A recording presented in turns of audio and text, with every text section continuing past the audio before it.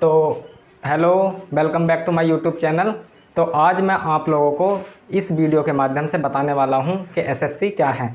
सभी बच्चे इस वीडियो को ध्यान से देखेंगे और इस वीडियो को देखने के बाद आपको कोई भी डाउट नहीं बचेगा। मैं इस वीडियो में एसएससी के बारे में बात करूंगा, एसएससी की तैयारी कैसा करनी होती है उन सब पर चर्चा करेंगे। ठीक है, तो बिना किसी देरी के अब हम वीडियो को स्टार्ट करते हैं। बहुत सारे स्टूडेंट बोल रहे थे एसएससी के बारे में इन्फॉर्मेशन दो, तो उसके लिए मैं वीडियो बना रहा हूँ। ये वैसे ही हमारा ऑफलाइन बैच है, लेकिन मैंने सोचा ऑफलाइन के साथ साथ ऑनलाइन जो स्टूडेंट पढ़ते हैं उनके लिए भी ये वीडियो रिकॉर्ड कर दी जाती है, इसलिए हम आपको क्या है ये वीडियो रिकॉर्ड करते हैं आपके लिए। तो चलिए अब हम स्टार्ट करते हैं। सबसे पहले एसएससी के बारे में। एसएससी क्या है? तो देखिए एसएससी क्या है। अब बहुत सारे स्टूडेंट क्या है 12th पास आउट होकर आए होंगे, अभी उन्होंने 12वीं पास करी होगी। बहुत सारे बच्चे नहीं जानते होंगे और बहुत सारे स्टूडेंट जानते भी होंगे, लेकिन मैं आपको कंप्लीट नॉलेज देने वाला हूँ इस वीडियो के माध्यम से। वीडियो इतनी लंबी नहीं होगी, बिल्कुल शॉर्ट में वीडियो बनाएंगे और कंप्लीट नॉलेज मिलेगी आपको। कम समय में ज़्यादा चीज़ें देने की कोशिश करेंगे। तो सबसे पहला बात करते हैं हम एसएससी। एसएससी क्या है? एक आयोग है। एसएससी एक कमीशन है, एक आयोग है। एसएससी की अगर मैं फुल फॉर्म की बात करूं तो एसएससी की फुल फॉर्म होती है स्टाफ सिलेक्शन कमीशन। क्या होती है? Staff selection commission. Staff selection commission, कर्मचारी चयन आयोग बोलते हैं इसको हिंदी में, स्टाफ सिलेक्शन कमीशन। तो स्टाफ सिलेक्शन कमीशन क्या है? इसकी फुल फॉर्म है। अब मैं आपको बताना चाहता हूं कि जो एसएससी है जिसकी full form staff selection commission है, इसको हम हिंदी में कर्मचारी चयन आयोग बोलते।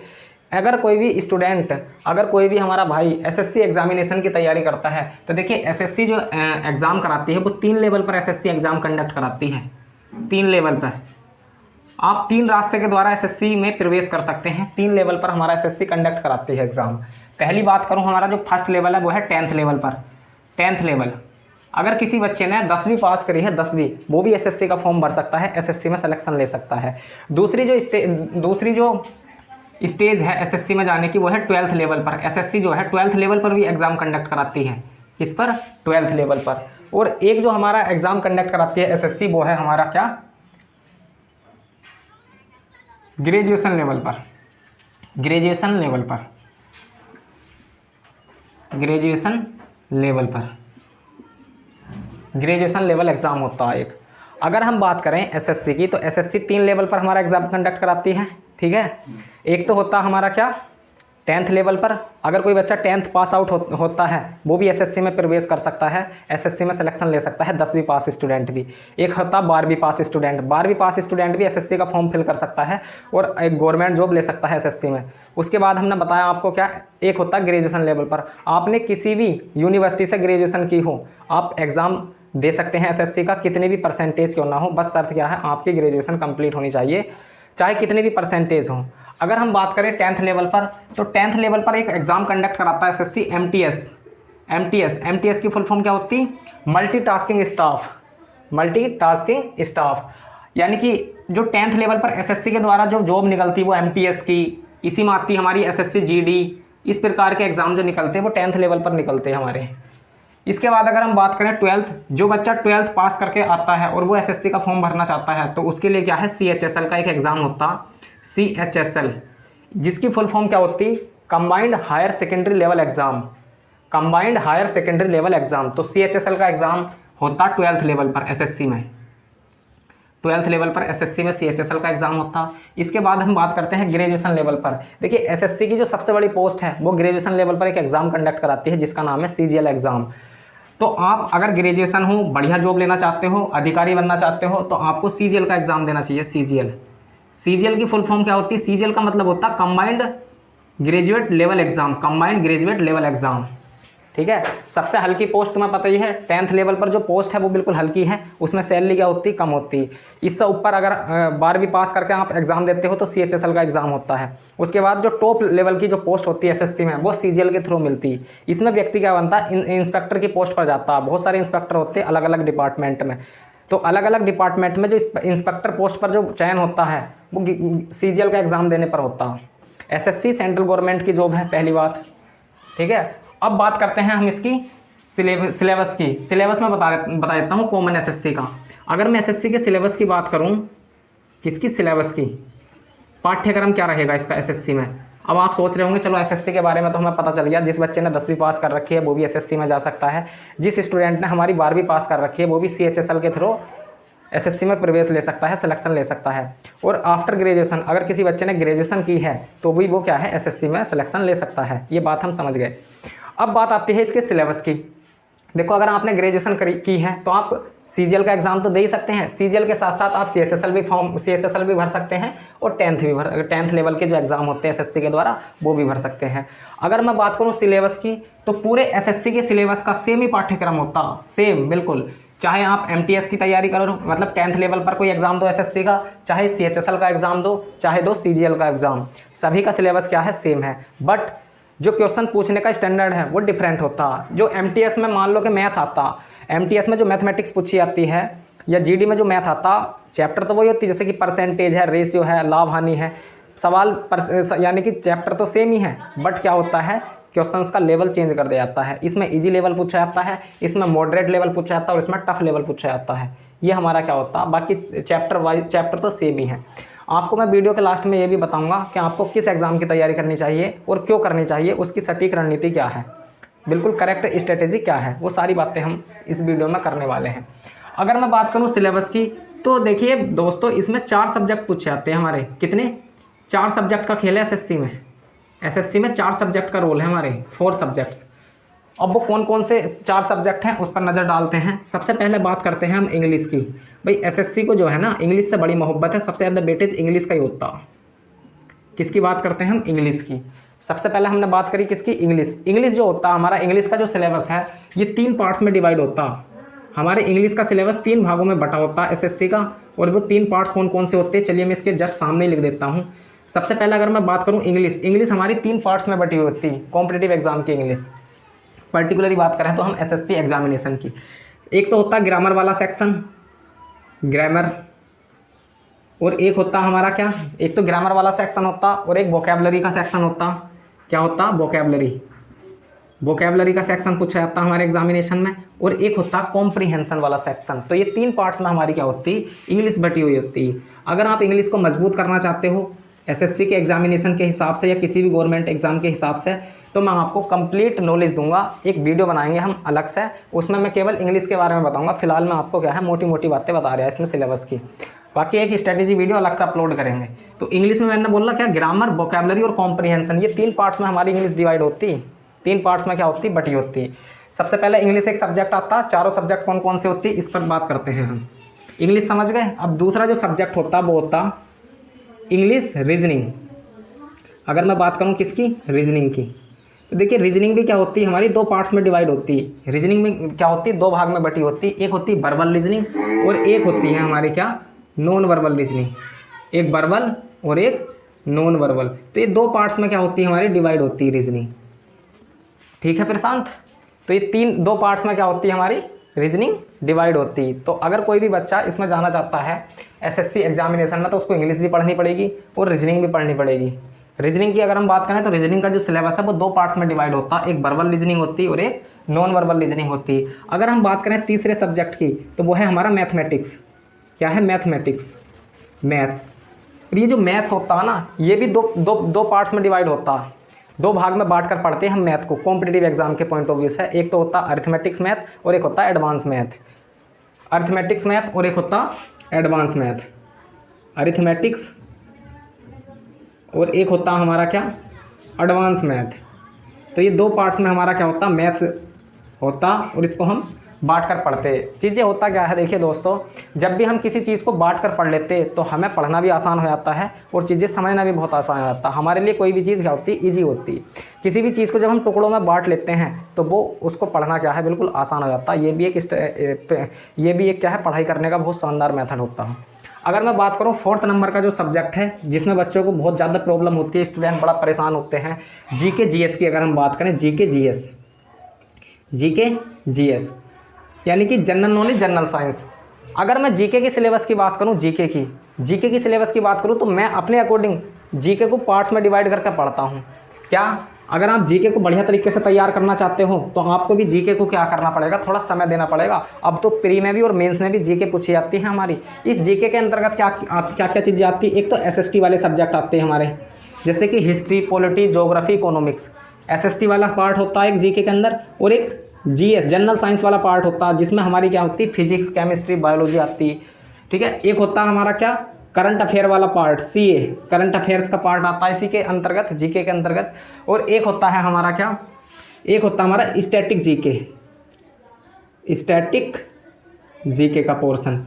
तो मैं जो जीके पढ़ाता हूँ, या आप अगर कभी भी जीके पढ़ते हैं एसएससी एग्जामिनेशन के हिसाब से, पहली बात तो पूरे जीके को एक साथ नहीं पढ़ना होता है, हमें जीके को क्या करना होता है, पार्ट्स में डिवाइड करके पढ़ना होता, तब हमारे लिए आसान होती, चीज़ें मिक्स नहीं हो पाती। पता है क्या, जीके और जीएस का सिलेबस हमने कितने पार्ट्स में डिवाइड कर दिया, 4 पार्ट्स में। कोई भी बच्चा अगर जीके की तैयार करना चाहता है तो पहले उसे क्या करना पड़ेगा, एसएसटी वाला पोर्शन तैयार करो। ये पोर्शन है, ये क्या है, खंड है। एसएसटी वाला खंड तैयार करो, जीएस वाला खंड तैयार कर लो, सीए वाला खंड तैयार करो, और स्टैटिक जीके वाला पार्ट्स तैयार करो। इस प्रकार से आपको क्या है, डिवाइड करके चीज़ें पढ़नी होती है। अगर मैं बात करूँ एसएससी के एग्जामिनेशन की, आप चाहे किसी भी एसएससी के एग्जाम की तैयारी करते हो, एसएससी डिफरेंट टाइप्स के एग्जाम कंडक्ट कराती है, like SSC CGL, CHSL, MTS, CPO, GD. CPO भी बहुत अच्छी पोस्ट होती है, Delhi police sub inspector, central police organisation, उसकी फुल फॉर्म होती है, बहुत मेरी बहुत पसंदीदा पोस्ट है सीपीयू सब इंस्पेक्टर। तो अगर आप किसी भी एसएससी के एग्जामिनेशन की तैयारी कर रहे हो, चाहे वो कोई सी भी जॉब हो, एसएससी के द्वारा अगर कोई एग्जाम कंडक्ट होता है, एसएससी की अगर कोई जॉब है, तो आपको इन चारों सब्जेक्ट पर बढ़िया बेहतरीन कमांड बनानी पड़ेगी। चारों सब्जेक्ट को बहुत शानदार तरीके से ढंग के साथ पढ़ना पड़ेगा अगर आप एसएससी में सिलेक्शन लेना चाहते हो तो। लेकिन अब यदि कोई बच्चा एसएससी में जाना चाहता है और वो मैथ्स नहीं पढ़ना चाह रहा, तो बस एक एसएससी की एक ही पोस्ट है जिसमें मैथ नहीं पूछा जाता है, और वो है एसएससी स्टेनोग्राफर। एसएससी स्टेनोग्राफर एक ऐसी जॉब है जिसमें मैथ नहीं पूछा जाता, उसमें स्टेनो होती है, प्री होता है, पहले रिटन एग्जामिनेशन होगा, उसके बाद शॉर्ट हैंड होती है, यानी कि स्टेनो होती है। तो एसएससी स्टेनो तो एक एग्जाम है जिसमें मैथ नहीं पूछा जाता, अदरवाइज जितने भी कॉम्पिटिटिव एग्जाम होते हैं एसएससी के द्वारा, उन सारे एसएससी एग्जामिनेशन में क्या पूछा जाता है, हमारा मैथ। और मैथ का सिलेबस मैंने बताया ही है, अर्थमेटिक्स मैथ और एडवांस मैथ दोनों मैथ पूछे जाते हैं इसमें। ठीक है भाई। अब देखिए दोस्तों, अगर आप सच में पढ़ना चाहते हो, लाइफ में आगे बढ़ना चाहते हो, अंदर से आपके फीलिंग है, जज्बा है कि मुझे गवर्नमेंट जॉब लेनी है, तो ही आप गवर्नमेंट जॉब के फील्ड में आइए, अदरवाइज़ आपको आने की कोई ज़रूरत नहीं है। आराम से कोई भी प्राइवेट जॉब पकड़िए, कोई भी कोर्स करिए, क्योंकि यहाँ कंपटीशन बहुत ज़्यादा है। अगर आप कंपटीशन फेस करना चाहते हैं, आपके अंदर जुनून है कुछ करने का, कुछ करके दिखाने का, सरकारी नौकरी हासिल करने का, तो आप कॉम्पिटिटिव एग्जाम की तैयारी करिए, अदरवाइज़ आपको करने की कोई ज़रूरत नहीं है। अगर आपको कोई फोर्स करता है कि भाई सरकारी नौकरी की तैयारी कर ले, तो फोर्स करने से चीज़ें इतनी अच्छी होती नहीं हैं। अंदर से फीलिंग आनी चाहिए आदमी के कुछ करने की, तब आपको करनी है। और अगर आप कॉम्पिटिटिव एग्जाम की या किसी भी गवर्नमेंट जॉब की तैयारी करना चाहते हो, तो आपको तो पता ही है गवर्नमेंट जॉब का एक अलग ही रुतबा है। आप प्राइवेट जॉब करते हो, चाहे आपकी सैलरी 2 लाख रुपए हो, आपको वो रेस्पेक्ट, वो आदर, वो सम्मान नहीं मिलेगा आपके गांव में या आपके मोहल्ले में जो एक सरकारी कैंडिडेट को मिलता। हमारे पड़ोस के एक व्यक्ति हैं, वो अमेरिका में रहते हैं, 2 लाख रुपये सैलरी है, और एक हमारे पड़ोस में एक दूसरे व्यक्ति हैं, वो हेड कांस्टेबल हैं यूपी पुलिस में। उनका सम्मान ज़्यादा है भाई, अमेरिका वालों का इतना सम्मान नहीं करती दुनिया जितना उनका करती है। तो अब आप अंदाज़ा लगा सकते हो, आत्मसम्मान बहुत ज़रूरी होता है लाइफ में। और अगर आप, ज़रूरी नहीं कि आप किसी भी मतलब तैयारी, अगर आप सरकारी नौकरी करना चाहते हो तो ही तैयारी करनी चाहिए, पढ़ाई देखो करनी चाहिए। आप अगर प्राइवेट जॉब करते हो तब भी आपको पढ़ाई करनी चाहिए, अगर आप सरकारी नौकरी लेना चाहते हैं तब भी आपको पढ़ाई करनी है, क्योंकि ये जो पढ़ाई होती है ना, ये लाइफ में बहुत आगे लेके जाती है। आदमी को कभी धोखा नहीं देती, सरस्वती कभी धोखा नहीं देती व्यक्ति को, चाहे दुनिया धोखा दे जाए। कई बार क्या होता है, स्टूडेंट बहुत ज़्यादा मेहनत करते हैं, पढ़ाई लिखाई करते हैं, लेकिन उनका सिलेक्शन नहीं हो पाता है। तो इसका मतलब ये नहीं कि आपने जो पढ़ाई करी है वो व्यर्थ है, वेस्ट है, उसका कोई यूज़ नहीं है, ऐसा कुछ नहीं होता। पढ़ाई जो होती है वो हमेशा काम आती है व्यक्ति के, और इससे बढ़िया कोई चीज़ नहीं है पढ़ाई से। जो व्यक्ति पढ़ा लिखा होता उसका समाज में बहुत ज़्यादा स्थान होता, समाज बहुत ज़्यादा रेस्पेक्ट करता उसकी। और देखिए, सरकारी नौकरी लगाना या पढ़ाई करना कोई आसान काम है नहीं। अगर इतना ही आसान होता तो हर कोई सरकारी नौकरी लग जाता, और अगर सरकारी नौकरी लेना आसान होता तो सरकारी नौकरी की आज वो रेस्पेक्ट भी नहीं होती। आज सरकारी नौकरी की वैल्यू है, क्यों है? क्योंकि सरकारी नौकरी लगाना मुश्किल है। प्राइवेट जॉब की वैल्यू नहीं है, कम है वैल्यू उसकी, क्योंकि प्राइवेट जॉब ईजिली लग जाती है, उसके लिए स्ट्रगल नहीं करना पड़ता है। तो इसलिए अगर आप भी तैयारी करना चाहते हैं मन से, दिल से, तो अपनी मम्मी पापा का समय, अपना समय, अपने मम्मी पापा का पैसा, इन सबको ध्यान में रखते हुए तैयारी करो मेरे साथ बढ़िया से। ठीक है भाई। और ज़्यादा इधर उधर की चीज़ों पर ध्यान देना नहीं है। ऑनलाइन की दुनिया है, ऑनलाइन जितना अच्छा है उतना ही बेकार है। ऑनलाइन में आपको फेसबुक से, इंस्टाग्राम से, इन सब से दूर रहना है, रील्स वगैरह नहीं देखनी है। क्या होगा रील्स देख के? हम कभी फेसबुक का यूज़ नहीं करते, क्या हमारा काम नहीं चल जाएगा? भाई काम वाली चीज़ करो। अगर मैं फेसबुक नहीं चलाता हूँ तो क्या हो जाएगा, क्या फ़र्क पड़ गया मुझ पर अगर मैंने फेसबुक या इंस्टाग्राम या कुछ भी यूज़ नहीं किया तो सिंपल एक मतलब इससे जो है ना, आप जितना ज़्यादा बचोगे ऑनलाइन की दुनिया से उतना आपके लिए बेनिफिशियल होगा। अब बात आती है, बहुत सारे स्टूडेंट्स को डाउट था भाई 12th पास आउट करके आए थे, तो मैंने उनके लिए वीडियो बनाई है, और हमारे ऑफलाइन बैच में जो स्टूडेंट पढ़ते हैं उनके लिए भी वीडियो बनाई थी, क्योंकि वो भी बेचारे अभी नए नए आए हैं, 12th पास करके आए हैं, उन्हें भी जो है जानकारी थी नहीं। अगर मैं बात करूं स्ट्रेटेजी की, क्या करता, बहुत सारे स्टूडेंट पूछते हैं टाइम टेबल। देखिए टाइम टेबल कभी भी किसी से मत पूछना, अगर आप मेरी बात मानते हो तो। टाइम टेबल क्या होता, अपना खुद का एक होता, अपने खुद का एक टाइम टेबल होता। अब बताओ मैं टाइम टेबल बना दूं कि भाई 2 घंटे इंग्लिश को पढ़ना, 2 घंटे इंग्लिश पढ़ना, तो बताओ 2 घंटे तो आपकी क्या पता वीक हो इंग्लिश आपकी बिल्कुल ख़त्म हो, तो मैं तो बोल रहा 2 घंटे पढ़ना आपको, तो आपके लिए तो बेकार है ना। अगर आपकी इंग्लिश वीक है तो आपको 2 घंटे नहीं 4 घंटे पढ़ना होगा। विद्यार्थी के जीवन में और साधु के जीवन में कोई अंतर नहीं होता। बहुत सारे स्टूडेंट क्या होते हैं, पूछते कितने घंटा पढ़ें, घंटे उंटे पढ़ने से कुछ नहीं होता दोस्तों। विद्यार्थी का, एक स्टूडेंट का जीवन और एक मतलब एक विद्यार्थी यानी कि एक स्टूडेंट और एक साधु संत जो होते उनके जीवन में कोई भी डिफरेंस नहीं होता। जिस प्रकार से एक साधु का जीवन होता उसी प्रकार से एक विद्यार्थी का जीवन होता। भाई साधु संत का क्या काम है, भगवान की भक्ति करना, और यहाँ विद्यार्थी धर्म का भी क्या, विद्यार्थी का भी क्या धर्म है, विद्यार्थी का भी धर्म है उसे अपने पढ़ाई करनी है अच्छे से। जिस प्रकार से साधु संत फैशन वगैरह नहीं करते उसी प्रकार विद्यार्थी को भी कोई भी फैशन नहीं करना चाहिए, अपने पढ़ाई पर ध्यान देना चाहिए। भाई भगवान की भक्ति में क्या घंटे की ज़रूरत है, जब तक मन कर रहा है तब तक पढ़ो। नींद आ जाती है सो जाओ, आँख खुलती है किताब होनी चाहिए हाथ में। जब नींद आ जाए सो जाओ, जब कोई काम है तो मत पढ़ो, बाकी कोई समय नहीं है, पढ़ते रहो बस इसमें, अगर आप लाइफ में आगे जाना चाहते हो तो। जिस प्रकार से साधु संत भगवान की भक्ति करता रहता है हमेशा, उसी प्रकार आपको भी हमेशा चीज़ें सीखती रहनी है, और जीवन में आपको क्या है, ये सारी बातें बहुत काम आएंगी। पढ़ाई के बिना कुछ नहीं है। अगर अब बहुत सारे स्टूडेंट बोलते हैं हमें तो पढ़ाई करके करना क्या, हमें तो काम वाम सीखना, चलो अच्छी बात है, हर किसी का इंटरेस्ट होता है, काम वाम सीख लो, कोई बड़ी बात नहीं है इसमें। लेकिन मैं आपको बता दूँ पढ़ाई का अपना एक अलग ही रुतबा होता। जब तो डॉक्टर B.R. अम्बेडकर ने एक स्टेटमेंट दी थी जो कि मुझे बहुत ज़्यादा पसंद है, शिक्षा शेरनी का दूध है जो पिएगा वो दहाड़ेगा। शिक्षा शेरनी का दूध है जो पिएगा वो दहाड़ेगा। इस बात का मतलब ये है, जो बंदा शिक्षित होता, एजुकेटेड होता, वो कभी किसी से नहीं दबता, वो शेर की तरह बोलता। तो पढ़ाई लिखाई जो है इसलिए ज़रूरी होती, तो आपको ये समझनी है, और टाइम टेबल अपना खुद का बनाना है भाई। अब इसके लिए हम कैसे तैयारी करेंगे, तो देखिए तैयारी करने की अगर मैं बात करूं, तैयारी करने की, तो इसको मैं रफ कर देता हूं, तैयारी करने की बातें भी बता देता हूं, चलो यहीं बता देता हूं। अगर आप SSC एग्जामिनेशन की तैयारी करना चाहते हो दोस्तों, तो तैयारी करने के लिए आपको क्या करना पड़ेगा, सबसे पहले कोचिंग लेनी पड़ेगी। अब कोचिंग आप ऑनलाइन भी ले सकते हो, ऑफलाइन भी ले सकते हो, दोनों आपके पास ऑप्शन अवेलेबल है। आपको अगर तैयारी करनी है SSC की तैयारी करने के लिए तैयारी कैसे होगी, तैयारी की बात बता देता हूँ। अगर आप प्रिपरेशन करना चाहते हो, क्या करना चाह रहे हो, प्रिपरेशन करने के लिए आप ऑनलाइन पढ़ाई भी कर सकते हो, आपके पास एक विकल्प और है, आप ऑफलाइन पढ़ाई भी कर सकते हो, और आप सेल्फ स्टडी भी कर सकते हो। सभी स्टूडेंट को बताऊंगा ऑनलाइन किसके लिए है, ऑफलाइन किसके लिए है, सेल्फ स्टडी किसके लिए है। ऑफलाइन भी कर सकते हो और सेल्फ स्टडी से भी कर सकते हो आप। बहुत सारे स्टूडेंट ऑनलाइन पढ़ाई करके एग्ज़ाम निकालते हैं SSC का, बहुत सारे स्टूडेंट ऑफलाइन कोचिंग लेते हैं, उसके बाद SSC का एग्जामिनेशन निकालते हैं, और बहुत सारे सेल्फ स्टडी से भी क्रैक कर लेते हैं। अब आप बोल लोगे हमें ऑनलाइन स्टडी से, कैसे भी कर लो, पढ़ाई तुम्हें करनी है, तुम्हारे माहौल पर डिपेंड करता है, कितना पैसा है तुम्हारे पास, क्या है, ऑफलाइन कोचिंग कितनी दूर है, ऑफलाइन टीचर से हम कैसे पढ़ रहे हैं, और जिस भी टीचर से पढ़ो उस पर कंप्लीट विश्वास रखो अपना, ठीक। तो ये सारी बातें हैं। बाकी लास्ट में मैं यही बात बोल लूँगा भाई कि पढ़ाई करते रहो, पढ़ाई के अलावा कोई बढ़िया ऑप्शन है नहीं, पढ़ाई से बढ़कर कोई चीज़ नहीं इस दुनिया में। शिक्षा जो है वो एक अनमोल रत्न होता है हर व्यक्ति के लिए। शिक्षा एक ऐसी चीज़ होती है जो कभी वेस्ट नहीं जाती, कभी व्यर्थ नहीं जाती। सरस्वती कभी धोखा नहीं देती जीवन में, ये बात तुम ध्यान रखना। और एक शायरी आप सभी के लिए, जमी व आसमां को बदल देगी, चांदनी रात के महताब को बदल देगी, कि जमी व आसमां को बदल देगी, चांदनी रात के महताब को बदल देगी। तुम किताबों से मोहब्बत करके तो देखो, ये तुम्हारे हाथों की लकीरें बदल देंगी। तो देखते रहिए इस बात को, समझना बिल्कुल, आपको बिल्कुल ध्यान से समझना है। के बारे में बताई है कंप्लीट नॉलेज। SSC के बारे में आपको मैंने पूरा का पूरा बता दिया कि भाई 10th लेवल पर भी एग्ज़ाम होता है, 12th लेवल पर भी होता है, और ग्रेजुएशन लेवल पर भी होता है। बाकी आपकी सोच का फ़र्क है। अगर आपकी सोच पॉजिटिव है तो आप कुछ भी कर सकते हो, और अगर आपकी सोच ही अच्छी नहीं है तो आप कुछ नहीं कर सकता। खुद पे विश्वास करना बहुत ज़रूरी है। बिलीव इन योर सेल्फ, खुद पर विश्वास रखना बहुत ज़रूरी है। चलिए मैं आपको एक बात बता देता हूँ भाई। एक कुम्हार था, थोड़ी मोटिवेशनल स्टोरी है, ज़्यादा समय नहीं लूँगा आपका, बस छोटी सी बात है। एक कुम्हार था, कुम्हार तो तुम्हें पता ही है बर्तन बनाने का काम करते हैं। तो कुम्हार क्या कर रहा था, एक दिन बर्तन बना रहा था।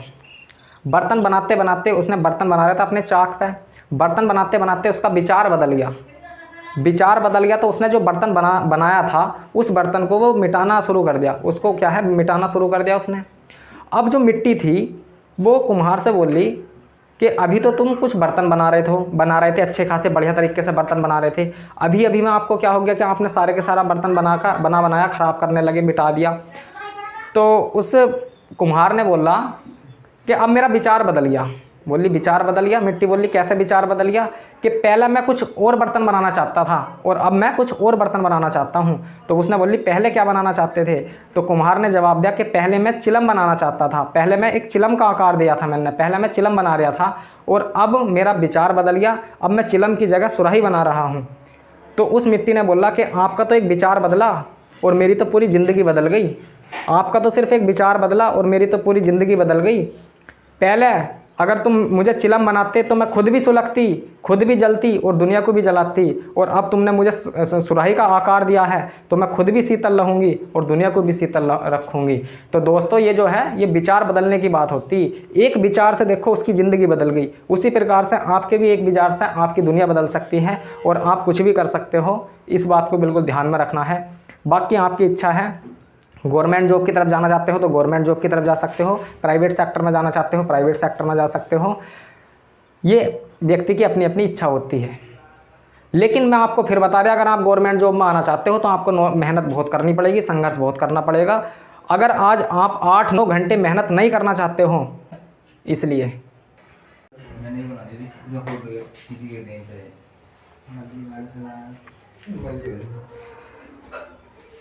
तो ये बात हमने आपको बताई है। अब मैं आपको लास्ट में आपको एक शायरी और बोलता हूँ, इसी के साथ मैं वीडियो को समाप्त करता हूँ। शायरी है, मोटिवेशनल शायरी है, ध्यान से समझनी है आप लोगों को। कि तैरना है तो समुद्र में तैरो, नदियों में क्या रखा है। कि तैरना है तो समुद्र में तैरो, नदियों में क्या रखा है। और दिल लगाना ही है तो किताबों से लगाओ, लड़कियों में क्या रखा है। इसी के साथ हम वीडियो को समाप्त करते हैं। Okay bye, thank you, take care, good bye.